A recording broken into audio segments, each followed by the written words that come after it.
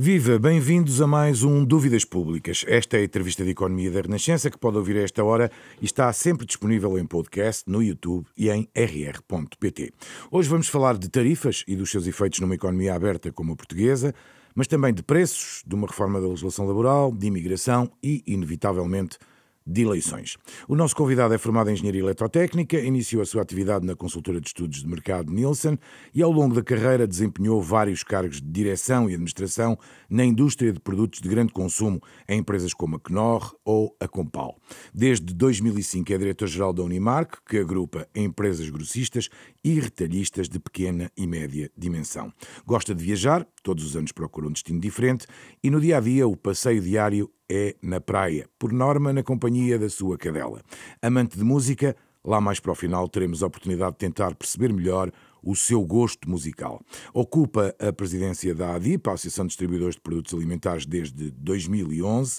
Um ano antes, assumiu também a liderança da CCP, a Confederação de Comércio e Serviços de Portugal. João Vieira Lopes é o convidado de hoje do Dúvidas Públicas, uma entrevista conduzida por Sandra Afonso. E Arsénio Reis. Agradeço mais uma vez a presença de João Vieira Lopes hoje connosco. Portugal não está imune à política tarifária de Trump, que deverá atingir também o país, direta e indiretamente, dependendo do impacto que tiver no PIB, ou seja, no crescimento da economia, pode vir a comprometer a evolução salarial? Bom, primeiro que tudo, muito obrigado por este convite. Portugal é uma pequena economia aberta, sensível a tudo o que se passa no mundo e a nova política americana do presidente Donald Trump vai ter, de certeza, influência direta e indireta. Provavelmente a indireta até será maior que a direta. No entanto, os Estados Unidos são o quarto nosso mercado exportador, portanto, há alguns setores que serão atingidos, em particular, por exemplo, os vinhos, setores mesmo da área da tecnologia e a área de produtos químicos e farmacêuticos, etc. Mas, acima de tudo, vai ter grandes consequências para a Europa, nomeadamente para os países que são aqueles com quem nós temos mais relações económicas, em particular a Alemanha, França e Itália, dentro da União Europeia e a Grã-Bretanha. Portanto, é natural que isto tenha influência em termos da economia portuguesa e isso é evidente. Se a economia correr mal, as questões salariais e as questões dos rendimentos põem-se e não só. Basta ver que, por exemplo, o facto da recessão alemã já ter influência neste momento, há várias áreas no setor têxtil do Norte que tiveram encerramentos e despedimentos. Isso, no comércio e nos serviços ao consumidor, nota-se logo diretamente. Não é? E em relação por exemplo, despedimentos, é possível? Repara, tudo que seja contração económica aumenta os despedimentos, como eu já referi. Nesta área têxtil já houve no Norte, aliás, as próprias associações comerciais e de serviços do Norte referenciam-nos isso já pelo menos há mais de um ano. Mas no setor do comércio? No setor do comércio tem influência no sentido da perda de poder de compra das pessoas, naturalmente que irá ter influência nesse sentido. Não será provavelmente neste momento dos mais atingidos globalmente. O setor do comércio é, neste momento, à parte do Estado, que ultrapassou recentemente o setor do comércio, o maior empregador nacional, cerca de 750 mil pessoas, praticamente 15% da população ativa,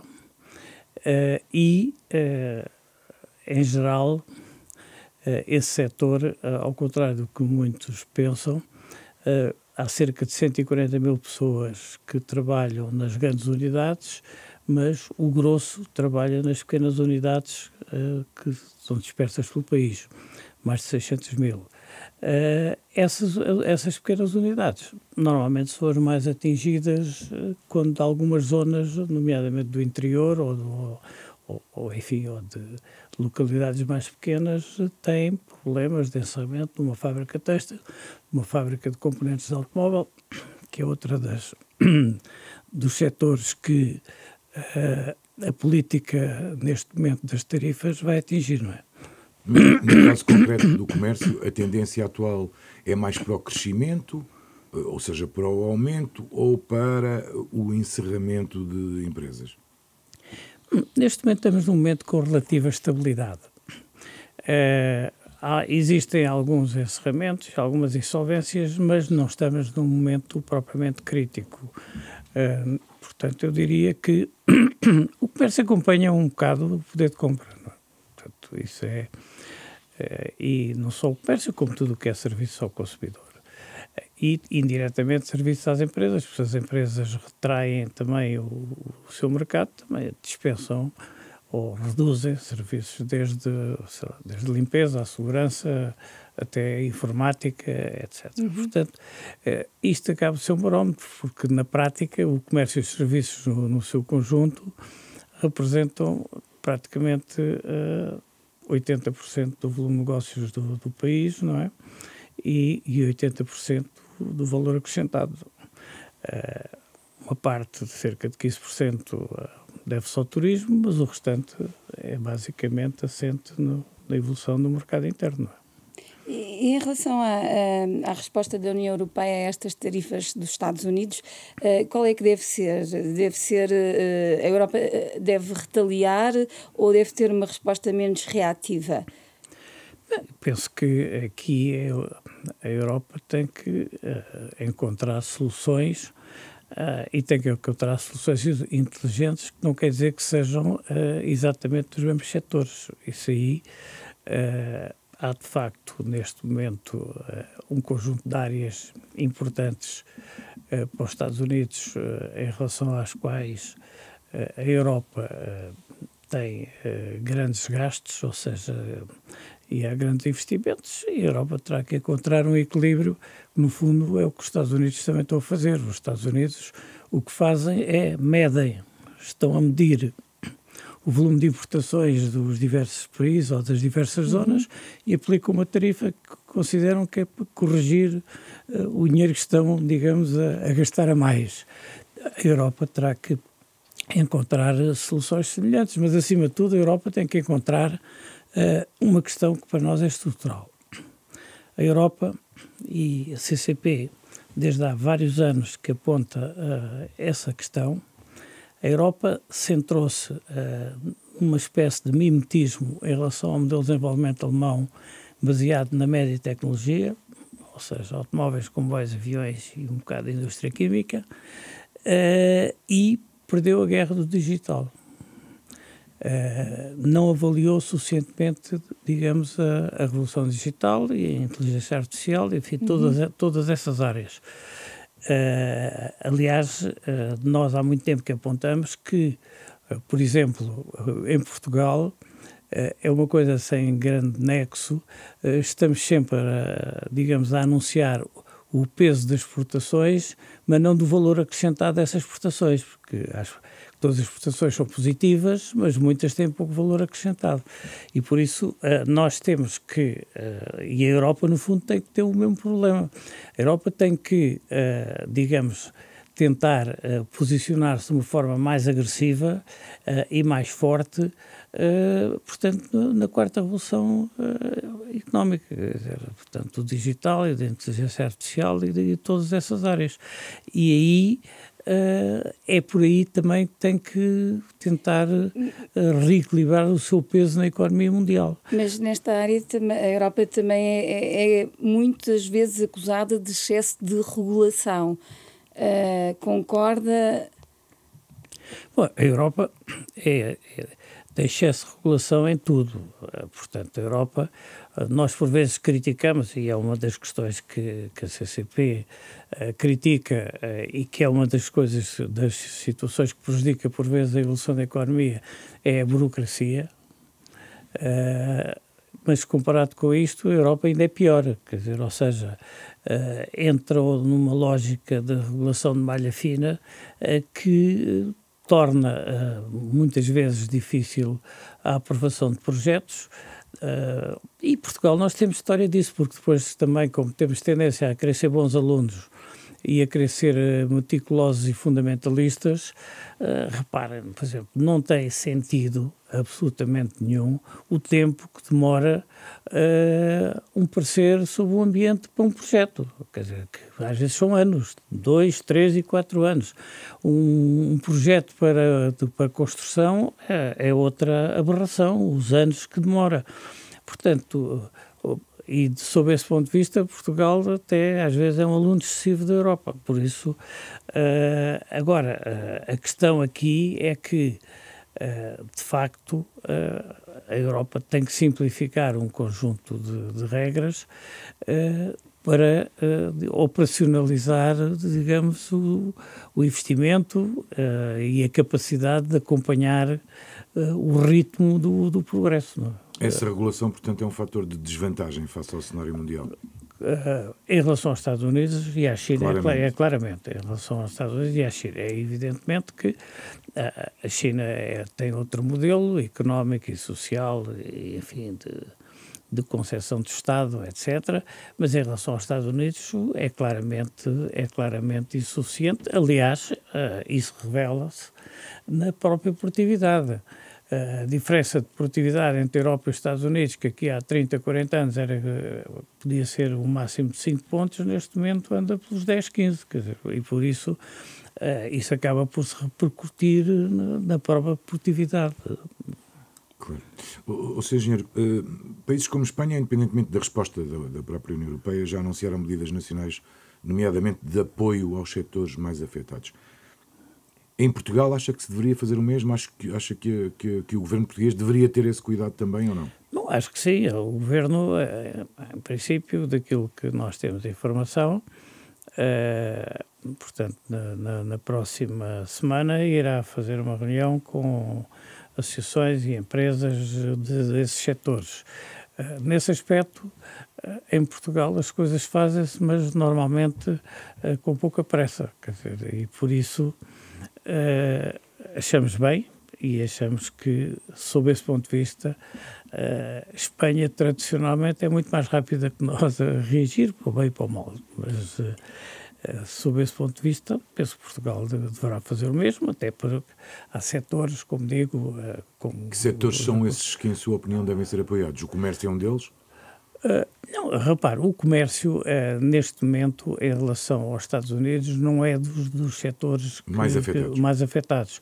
Agora, há setores, como eu já referi, enfim, aliás, basta ver as estatísticas, por exemplo, na área da agricultura, em relação aos vinhos, o mercado dos Estados Unidos é importante, e há outros setores também onde é importante. Isso aí cabe ao Governo, com esses setores, tentar encontrar as medidas e, acima de tudo, independentemente das medidas, esta guerra comercial é negativa.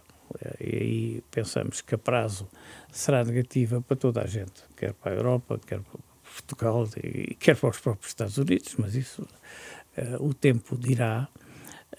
Mas, acima de tudo, Portugal tem que fazer também um esforço de diversificação das exportações, quer dizer, cada vez mais.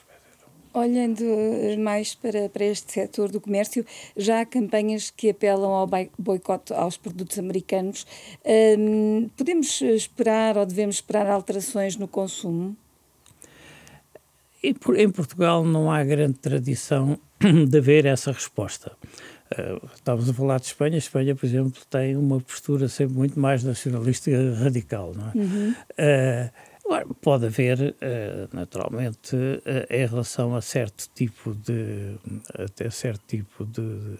enfim, ou de marcas ou de produtos, pode haver, da parte dos consumidores, uma resposta que, como tem havido em vários países europeus, não é? Agora, francamente, em Portugal não há grande tradição, nem temos expectativas que haja mesmo agora com estes movimentos online... Isso depois, a concretização é muito mais complicada. Por exemplo, depende do preço dos produtos em comparação com os outros. Sob esse ponto de vista, Portugal é muito pragmático, e depois, como é um país que tem menos poder de compra, mas há sempre... O português liga muito ao preço. Liga muito ao preço porque uma das razões é porque o padrão salarial é baixo, não é? mas tem sempre, terá sempre consequências. Deixe-me só dar um passo atrás. Há pouco disse que o Governo na próxima semana iria reunir com os setores mais afetados. Essa reunião é já para discutir o tipo de apoios que podem ser decididos? Só para clarificar esta ideia. O Governo convocou a reunião, em geral, para analisar a situação e ver quais são as soluções. Portanto, penso que a gente espera ver qual será o tipo de apoio, não é? O BCE já cortou os juros 6 vezes, desde o pico da inflação. Isto já tem impacto direto nos créditos, por exemplo. O que é que se passa com os preços na alimentação? Bom, os preços da alimentação, há preços que continuam a subir. Quer se queira, quer não, o impacto do que, enfim, começou um pouco com a pandemia, mas também, em particular, com a guerra da Ucrânia, digamos, modificou muitos canais de abastecimento em termos de alimentação. Havia um conjunto de produtos, enfim, em que a zona do centro da Europa, como a Ucrânia e a própria Rússia, etc., eram importantes, desde matérias-primas a cereais, inclusivamente a adubos, etc. Claro que hoje em dia esses produtos continuam a existir no mercado, mas por exemplo, passaram a ser importados da América Latina ou dos Estados Unidos. Com outros preços. Com outros preços e, acima de tudo, transporte, mesmo que os preços não sejam motivos, com outros custos, porque os custos, apesar dos custos de transporte que tiveram um boom, uma evolução muito grande, hoje em dia estão mais normalizados. E por isso existe, de facto, um conjunto de subidas. Agora, existem também, por outro lado, e aí entra um bocado também as burocracias e as regulações. A Europa também tem uma postura mais fundamentalista num conjunto de equilíbrios, de reciclagens, etc., que são necessárias, mas por vezes tenta-se andar muito depressa e isso também introduz uma série de fatores de custo, desde a embalagem aos transportes e a todos os outros. Não é? Ainda assim, quando a inflação desce, genericamente, há uma série de custos que vão descendo. Exato. Mas não se está a refletir nos preços, por exemplo, da alimentação. A energia, por exemplo. Sim, mas aí Portugal, o problema da energia, Portugal continua a ter. Se nós falarmos com os produtores energéticos, todos dizem que temos a eletricidade mais barata, mas nós não vemos isso, não é? Porque a fatura da eletricidade traz um conjunto de alcavalas, desde fiscais a outras, quer dizer, que acabam por ser um custo alto. O mesmo sucede com os combustíveis, não é? Na CCP nós temos filiados às associações de transportes passageiros e transportes de mercadorias e que se queixam de toda essa situação, não é? Portanto, há de facto aqui uma carga fiscal extra em Portugal nessas áreas que acaba por não permitir uma baixa de custos nessas áreas correspondentes àquilo que era expectável, não é? Podemos correr o risco de ver os preços subirem ainda mais depois destas decisões à volta das tarifas norte-americanas? Não, em alguns setores podem subir. Repara, por exemplo, o que vai acontecer com neste momento há importações de combustíveis, nomeadamente gás, etc. Continua a haver um conjunto de matérias-primas até para a alimentação, desde as sojas, todo um conjunto em que parte também são importadas dos Estados Unidos. Vai haver uma tendência geral, provavelmente, para Não digo que produz uma inflação ao nível da que tivemos recentemente, mas já vai haver alguma tendência geral para aumento de preços. E nos próprios Estados Unidos também, não é? Por isso, os próprios produtos americanos também vão encarecer, não é? Portanto, que aliás, depois quais são as consequências que isso terá internamente nos Estados Unidos? Isso não sabemos, não é? Mas agora preocupamos com as internas nossas, não é? Depois as internas deles podem levar a um recuo nestas medidas, nestas tarifas. Ou não. Ou não, não é? Vamos avaliar. Mudamos agora de tema, vamos para a política interna. O país vai ser chamado de novo às urnas para eleger o primeiro-ministro. É a terceira eleição legislativa em 3 anos. Que avaliação faz desta legislatura da AD, que no fundo não chegou a 1 ano? Bom, é muito difícil fazer uma avaliação completa da legislatura, porque eu diria que este período foi quase uma campanha eleitoral permanente. Portanto, no entanto, nós tínhamos algumas expectativas em 2 áreas. Em primeiro lugar, que havia uma promessa de um choque fiscal forte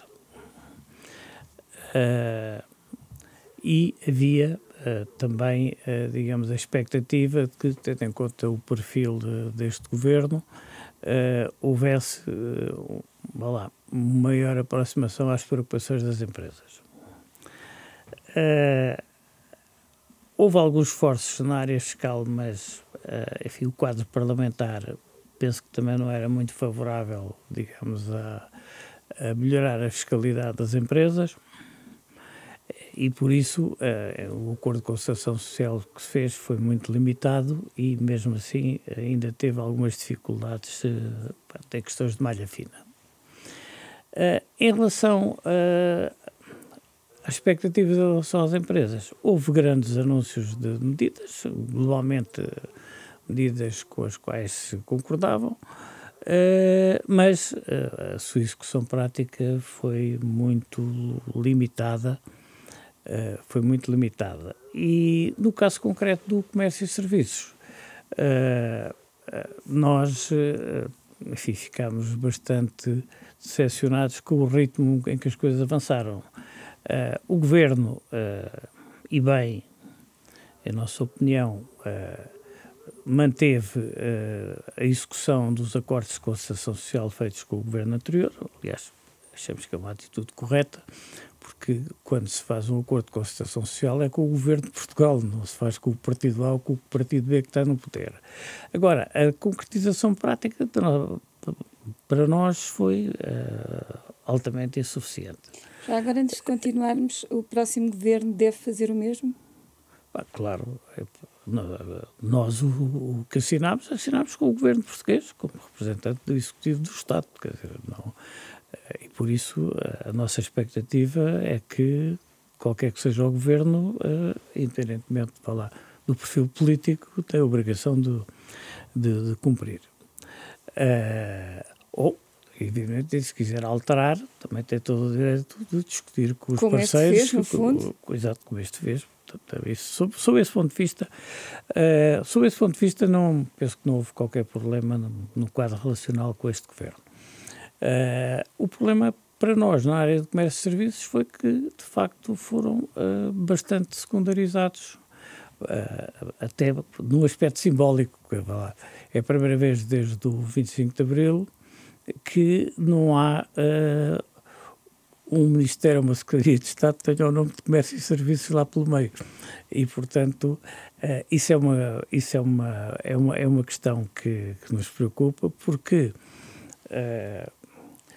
a economia hoje é uma economia que o que funciona é o valor acrescentado de cada país. Isso é que permite criar riqueza. E o valor acrescentado na maior parte das áreas hoje em dia vem da área do intangível, do comércio e dos serviços. Quer dizer, aliás, as próprias indústrias tradicionais portuguesas, os êxitos que tiveram têm a ver precisamente com essa componente, o calçado com as marcas e com etc., o design, o marketing, etc., porque hoje em dia já não se vende só um produto físico, vende-se um pacote que começa no financiamento, na inovação, tem o produto e depois tem assistência para os venda, etc, etc. E aí o comércio e serviços são estruturais, quer dizer, para isso. E por vezes existe ainda alguma perspectiva mental de desvalorização destes setores e o próprio comércio em si vale 20% do VAB, do valor acrescentado bruto, o que é, digamos... E esse peso não se reflete por aquilo que diz na representatividade que o setor deveria ter, nomeadamente no Governo, na tal Secretaria de Estado ao Ministério. Exatamente, isso é simbólico, mas o que não se reflete aí e não se reflete noutras questões. Por exemplo, nos fundos europeus, historicamente, mais ou menos, apesar do comércio e serviços valerem 80% do volume de negócios e do valor acrescentado nacional, em termos de fundos europeus, normalmente foram 4% para o comércio, o investimento do que não foi feito no Estado, do que foi feito nas empresas. 4% para o comércio, 11% para os serviços e a roda de 15% para o turismo, que é um serviço também. Isto está muito abaixo do seu peso na economia. Isto está a falar no geral, já com PT 2020, 2030, CREN 2020, okay. E hoje em dia... Somando tudo. Não, pois, mas é que hoje em dia, neste momento, a responsabilidade deste governo e do anterior, quer dizer, sim, porque isto foi a continuidade, por exemplo, o comércio de 4 passou para 1,8. Tem descido a verba alocada ao comércio. Comércio e serviços ou só comércio? Não, a parte do comércio. Os serviços também anda aí à roda dos 8%, 9%. E isso aconteceu no caso do PRR, que é a grande fatia que está neste momento em execução? O caso do PRR, desde o princípio nós somos muito claros. O PRR foi, depois há 2/3 para o Estado. Sim. Pronto. No fundo, foi uma espécie de desorçamentação do investimento público que passou. Mas da parte que foi para o privado, a questão do comércio, ainda esta semana reunimos com o Governo e apresentámos estas estatísticas. Isto não é obrigatório, como é evidente, tendo em conta a estrutura dos setores, que isto seja, digamos, matematicamente dividido pelo PIB. Sim. Mas convenhamos que, tendo em conta o peso na economia, o peso na sociedade e o peso no emprego, há um subinvestimento claramente nestes setores, não é? E já agora preocupa a execução dos fundos europeus, tendo em conta agora as novas eleições e este período de governo de gestão? Não, isso preocupa-nos sempre, porque quer nós queiramos, quer não, estes períodos há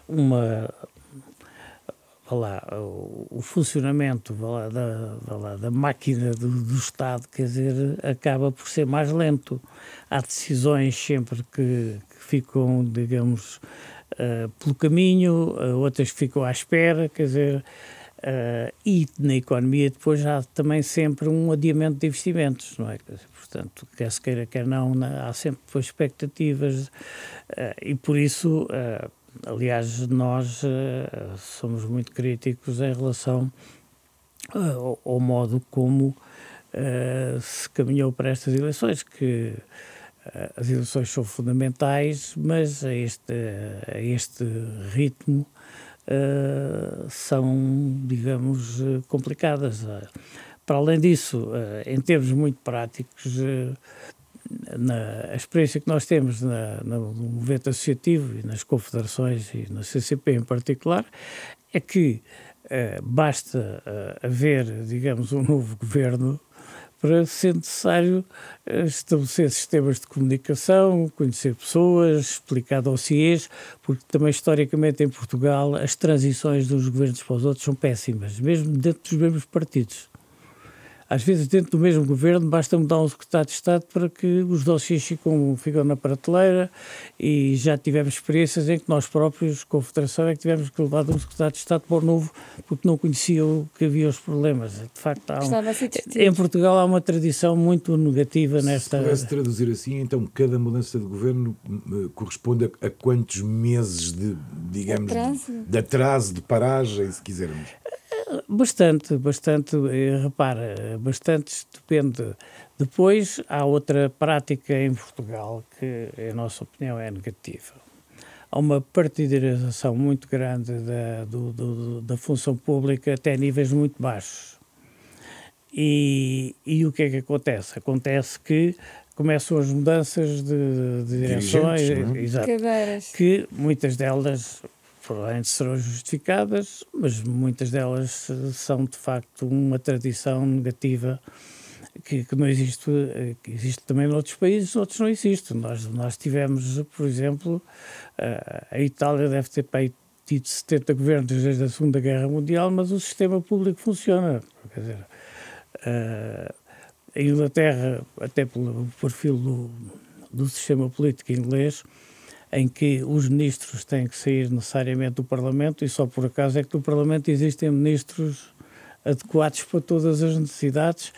O que acontece é que a máquina funciona com bastante autonomia em relação às mudanças políticas. Aqui em Portugal, isso por si só depois também baralha tudo, quer dizer, enfim, e aqui não há inocentes. Até agora o partido A não é melhor que o partido B, etc. Mas é uma coisa que nos preocupa, especialmente o PRR, porque tem uma limitação de tempo muito rígida.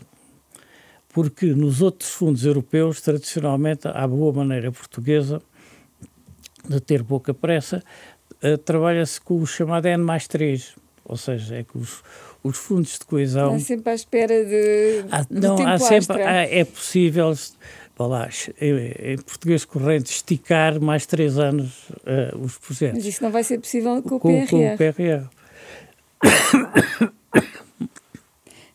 Falou no choque fiscal e já explicou que há sempre aqui...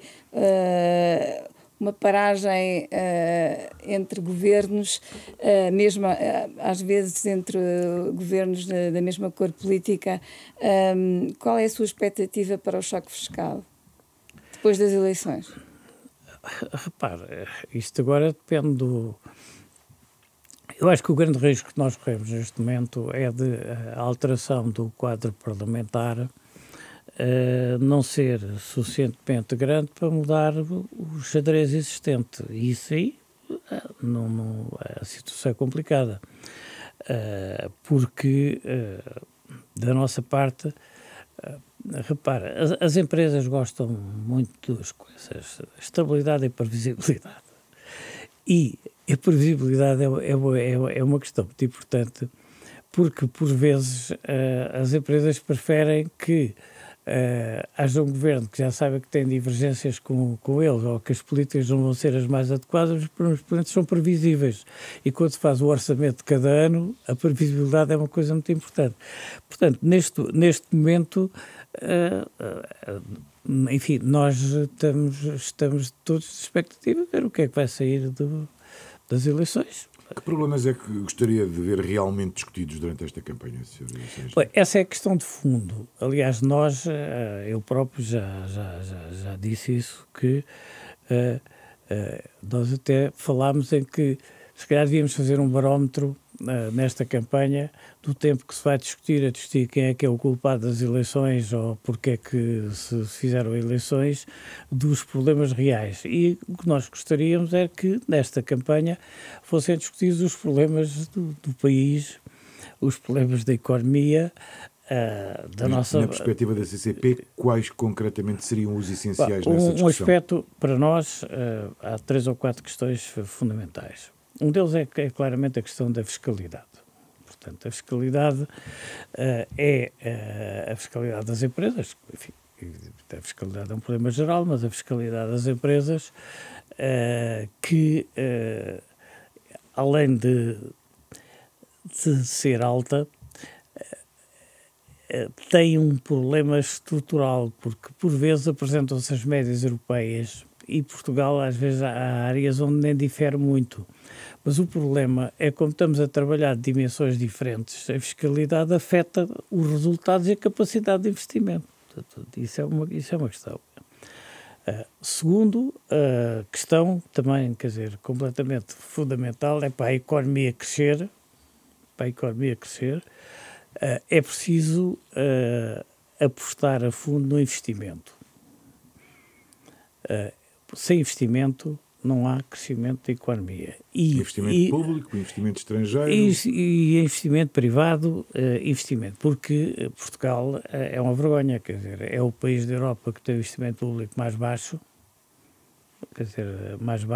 e é o país da Europa em que o investimento público, a percentagem maior, corresponde aos fundos europeus, e quer queiramos, quer não, o que se passa hoje na Europa não vai acabar com os fundos europeus, mas vai limitá-los bastante. A partir de 2026.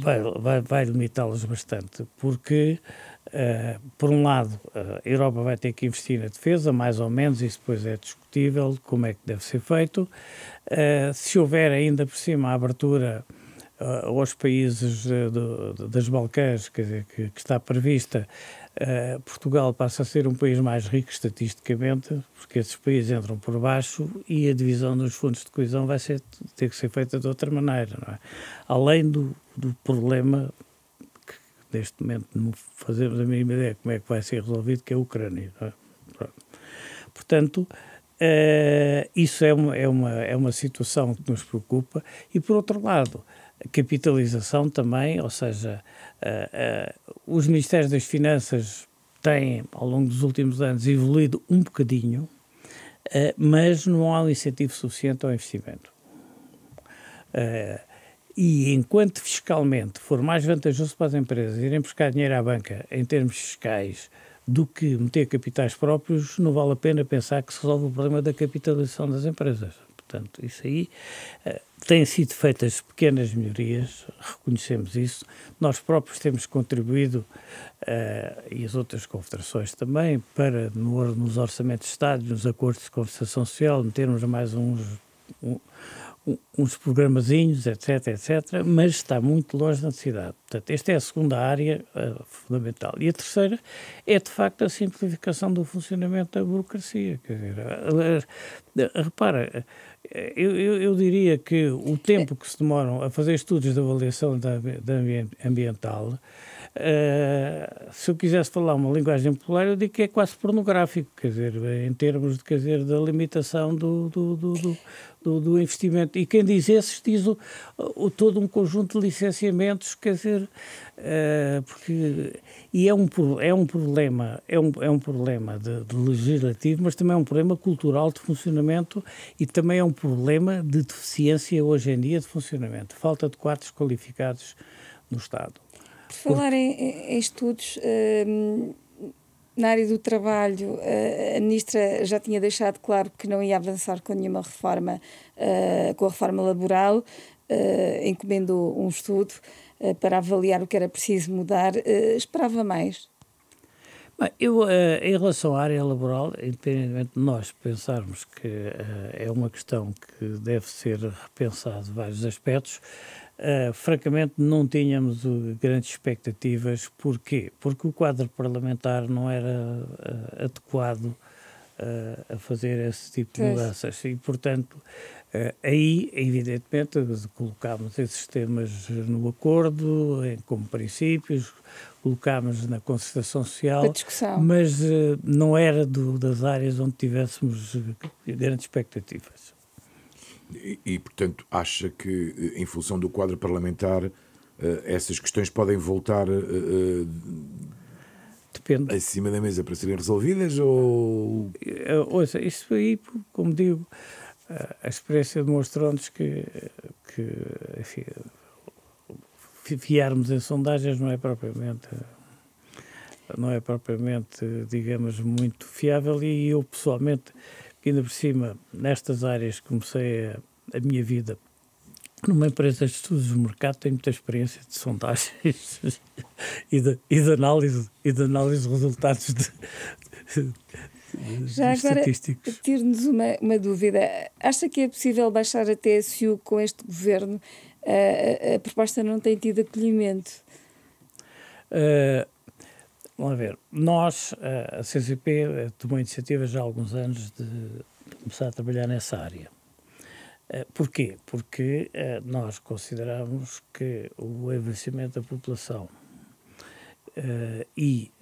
digamos, a evolução previsível nos próximos anos, independentemente da correção demográfica conjunturalmente se vai fazer com a imigração, leva a que haja uma tendência para, digamos, as reformas serem, digamos, mais afastadas dos salários médios anterior à reforma.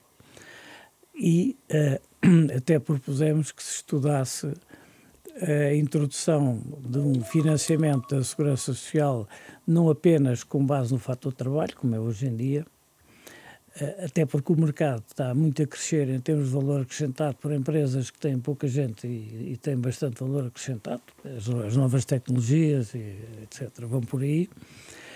Se introduzisse ou se estudasse a introdução de uma componente do valor acrescentado líquido, quer dizer, ou seja, claro que teria que ser sempre uma parte pequena para não limitar a capacidade de investimento e de inovação. Ou então outra solução qualquer. Portanto, nós publicamos até livros sobre isso, etc., e trabalhos e aprofundamos. Portanto, neste momento, a nossa opinião é que,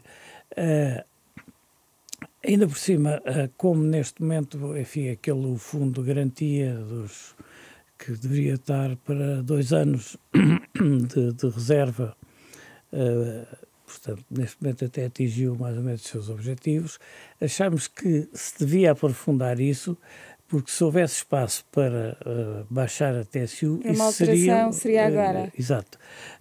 Agora, isto é uma questão estrutural e bastante séria, não é uma coisa que tem que ter algum consenso político, quer dizer... Temos o mesmo problema, não há maioria que sustente uma alteração destas. Exatamente, quer dizer, portanto... Parlamentar. Por isso, nós continuamos em cima disso, até porque temos uma experiência bastante grande. Repare, nós temos na CCP grande parte daqueles setores chamados de mão de obra intensiva, quer dizer, segurança, limpeza, contact centers, trabalho temporário, quer dizer, esses setores estão todos organizados na CCP e, de facto, são esses setores que acabam por dar a sustentabilidade da Segurança Social quando está pelo grosso da mão de obra.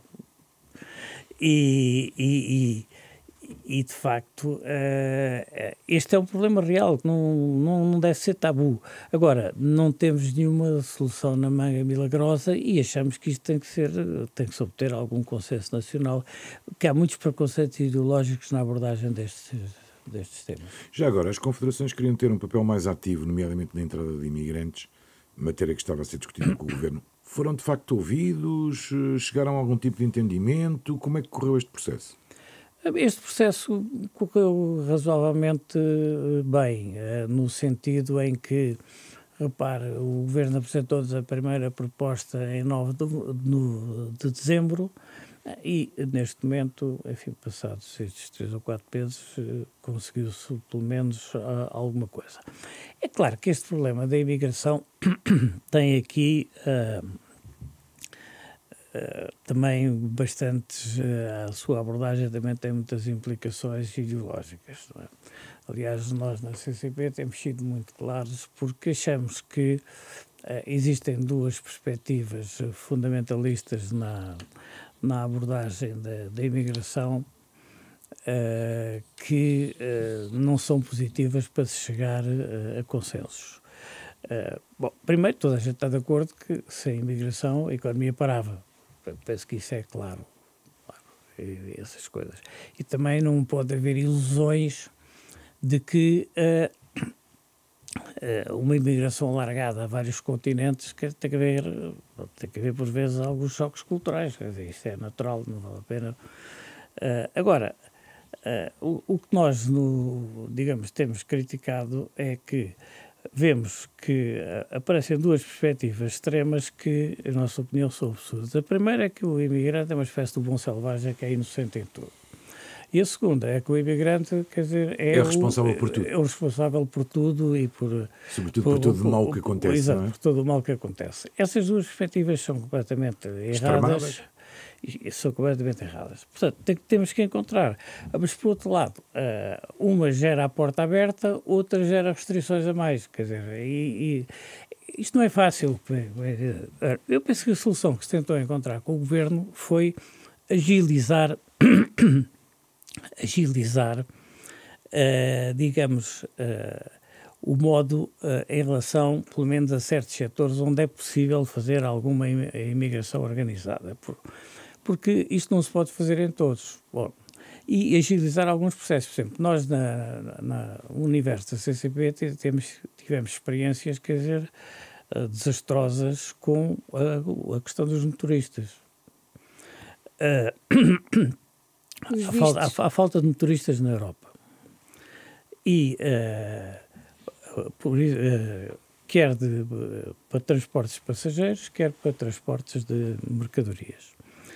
E o que acontece é que tiveram as empresas, durante muito tempo, esse mercado foi, não sei porquê, por uma tradição ou por que razões, era ocupado por romenos. E Portugal tinha motoristas romenos, quer dizer, é grande. Aliás, o problema dos motoristas começou, curiosamente, que é uma coisa que as pessoas às vezes não têm noção, com o fim do serviço militar obrigatório. Porque muita gente, como tirar a carta de pesados e tal, era muito cara, tirava na tropa, que era grátis, e depois vinham para o mercado. Começou a, digamos, a aparecer lentamente com o fim do serviço militar obrigatório.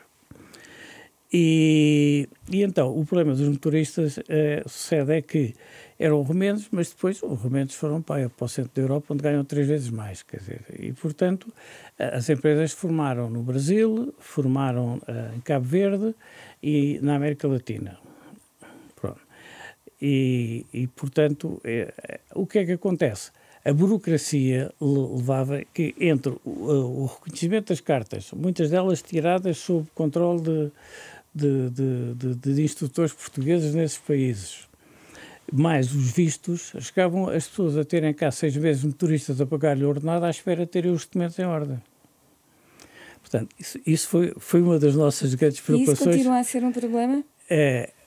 O Governo, foi uma das razões que nós assinámos o acordo, que o Governo está a agilizar essas áreas. Pronto. Repare, por exemplo, foram precisos para pôr a funcionar, as pessoas não têm noção disso, para pôr a funcionar este sistema unificado de transportes públicos da área metropolitana de Lisboa, foram precisos formar 300 motoristas no Brasil.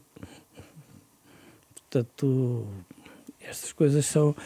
Portanto, sob esse ponto de vista... Mas brasileiros que vieram trabalhar para Portugal. Pois, exatamente. Eles foram formados lá. Sim. Foram formados lá. Portanto, e mesmo da América Latina também tem sido, os transportes de mercadorias têm formado na Colômbia, no Peru e em vários desses países, até porque o próprio espanhol deles adapta-se melhor a perceber o português e vice-versa. Quer dizer, pronto.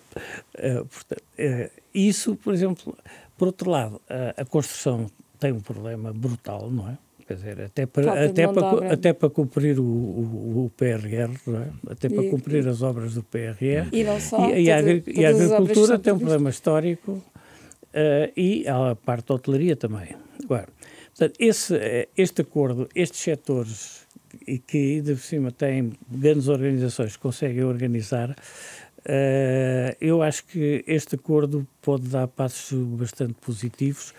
O Governo também reconheceu essa questão, a necessidade de meter uma brigada para bater os consulados com 50 pessoas para acelerar vistos, etc. Agora, há outra parte de imigração que vai ser sempre muito mais difícil de organizar. Repara, o comércio, a restauração, os cabeleireiros, as lavanderias, que têm 2, 3, é evidente que um estabelecimento destes não pode ter no consulado do Recife um contrato de trabalho para o snack bar do Sr. José Manel, quer dizer, num sítio qualquer. Aí haverá sempre que haver aqui. Vai sempre gente a entrar com o visto turístico e depois tenta. Portanto, é preciso agilizar essas coisas. E também fez um esforço, que há que reconhecer, para aqueles 400 mil que estavam pendurados, quer dizer, com aquela confusão toda que houve entre a extinção do CEF e a AIMA e isso tudo, não é?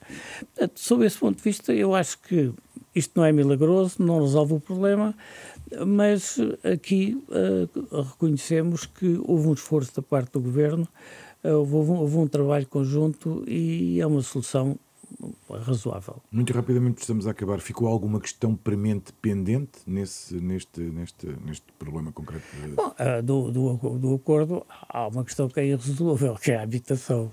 Portanto, é evidente que quem tiver um estaleiro de construção ou na agricultura, etc., pronto, há medidas, as confederações propuseram para agilizar em termos dos pagamentos, de não ser considerados, digamos, de não ser considerados por efeitos dos rendimentos, quer dizer, etc. Aí avançou-se alguma coisa. Agora, isso é um problema estrutural do país, quer dizer, e também este tipo... Também, o que eu lhe digo, o dono da lavandaria ou do snack bar ou o comerciante que quer 2 empregados não lhe consegue arranjar alojamento, quer dizer, na maior parte dos casos não há. Portanto, eu acho que ficaram muitos problemas. Mas agora. O problema coloca-se quando são situações em que há muitos trabalhadores no mesmo local, não é? Nesse aspecto... Como na agricultura, na construção. Exatamente. Nesse aspecto, este acordo deu, até porque permite que algumas empresas também com uma certa dimensão possam trabalhar aquilo que se chamou... os acordos grupais, não é? Quer dizer, porque senão, antes, por exemplo, tinha que se fazer o pedido de visto individual de cada um e mais o certificado e mais complicado. Pronto, isso, sob esse ponto de vista, eu acho que, eu diria que o acordo foi positivo e houve um esforço por parte do Governo e por parte dos parceiros sociais também para conseguirmos fazer alguma coisa de positivo. Não é milagroso. Agora, esperamos que os serviços públicos consigam cumprir os prazos que se comprometeram. Isto aqui, estou na expectativa. A terminar, pedimos sempre aos nossos convidados que escolham um tema musical de que gostem particularmente ou que os interesse de alguma forma. Já dissemos que é amante de música. Queria que revelasse e explicasse um bocadinho a sua escolha. Bom, foi uma característica deste país que eu usei aqui algumas vezes, quer dizer, lembrei-me do Sem Pressa, da Lena D'Água, num destes últimos trabalhos, porque, infelizmente, nós em Portugal somos muito bons do diagnóstico, depois, quando apontamos as soluções, é que, para as levarmos à prática, fazemos isso normalmente sem pressa. Fica a escolha musical de João Vieira Lopes, Presidente da Confederação de Comércio e Serviços de Portugal, convidado de hoje do Dúvidas Públicas, a quem obviamente agradeço. Esta entrevista contou com o cuidado técnico de António Centeno, sonoplastia de João Campelo, imagem de Beatriz Pereira. Até para a semana. Boa semana.